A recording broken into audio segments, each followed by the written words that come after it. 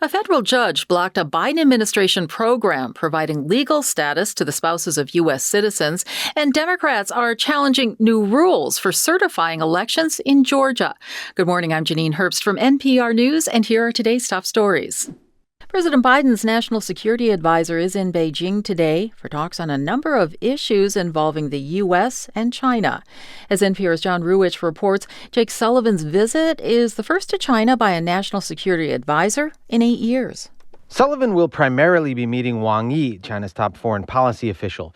U.S. officials expect Sullivan to raise concerns about China's support for Russia's war in Ukraine, as well as military-to-military communications between the U.S. and China, counter-narcotics efforts, and risks around artificial intelligence. For its part, China says the issue of Taiwan will be front and center, as will U.S. sanctions, tariffs, and export controls against China. The meeting comes less than 3 months before the U.S. presidential election, which is likely to come up as well. Experts say Sullivan and Wang may lay the groundwork for a final round of talks between Biden and Chinese leader Xi Jinping before the end of Biden's term. John Ruwitch, NPR News. One of Gaza's last functioning hospitals was emptied out as the Israeli military ordered more evacuations nearby. Hundreds of patients fled the Al-Aqsa hospital, the main one serving central Gaza, which was overflowing as many other medical facilities are no longer operational after more than 10 months of war.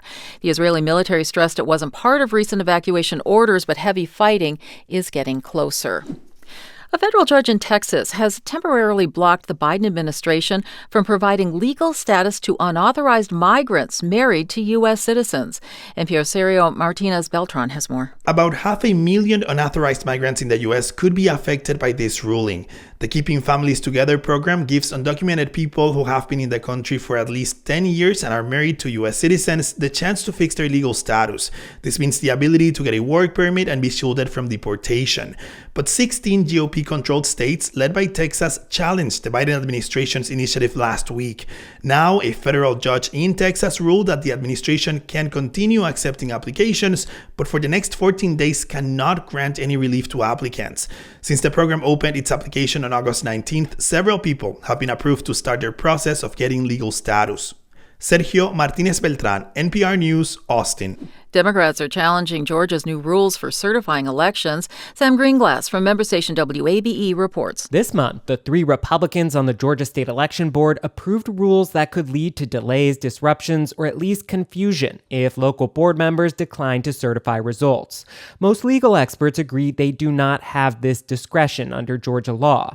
So the Democratic National Committee and others are asking the court to declare certifying elections a mandatory duty that must be done in Georgia by November 12th at 5 p.m. For NPR News, I'm Sam Greenglass in Atlanta. Protesters in Kolkata, India, are vowing to march into the office of the chief minister to demand her resignation. This demonstration follows the rape and murder of a female doctor in a hospital earlier this month. NPR's Dia Hadid reports police are using water cannons and tear gas shells on the protesters, who are resorting to breaking barricades and throwing stones at the policemen deployed along the route. The march is part of the fallout surrounding the rape and murder of a doctor in early August who was resting in a hospital seminar room. She had nowhere else to rest after a 36-hour shift. The woman's death and how it was handled by the state government triggered angry protests across India. Police initially said the woman's death was a suicide and prevented her parents from seeing her body. The hospital administrator was transferred to a new job. A mob rampaged through the hospital, destroying equipment and potentially evidence. The Indian Supreme Court is now hearing a case surrounding the woman's death. Dia Hadid, NPR News, Mumbai. You're listening to NPR News from Washington.